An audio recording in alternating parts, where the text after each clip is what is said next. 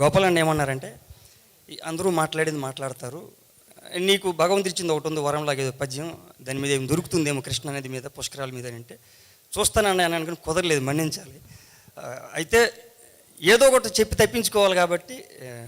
ఎన్టీఆర్ గారి అభిమాని కాబట్టి కూర్చున్నంత వరకు ఆయన పద్యం చదివేసి విరమించుకునే ప్రయత్నం చేస్తాను. ఓహో విశ్వవిఖ్యాత నట సార్వభౌమ, నట సార్వభౌముడై వట వృక్షమును పోలి ప్రేక్షకుల మది వ్యాపించువాడు,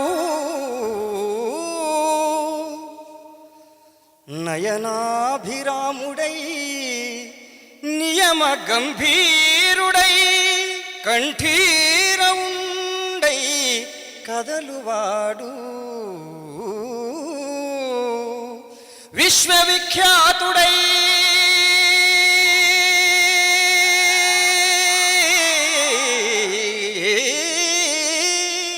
విజయ తేజస్వి అయి తెలుగు తల్లికి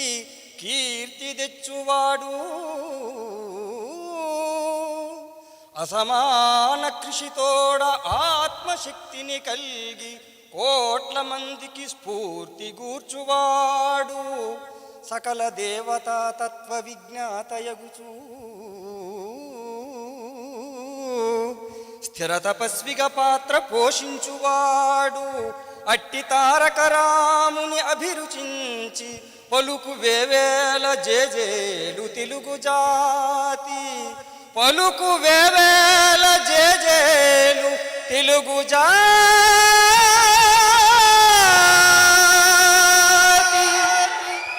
ఆ వాగ్ధాటి ఆత్మశక్తియు జనాహ్లాద ప్రభాభాసుర ప్రావీణ్యంబును నవ్య దివ్య నటనా పాండిత్యమున్ ఠీవియున్ యావత్ భారతమందే కాదు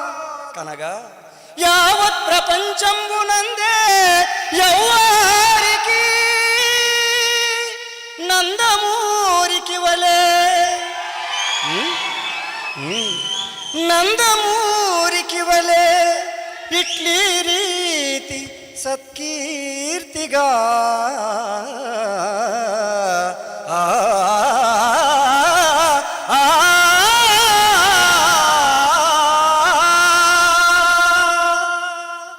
పెద్ద ఆయన్ని స్మరించుకునే అవకాశం కల్పించినందుకు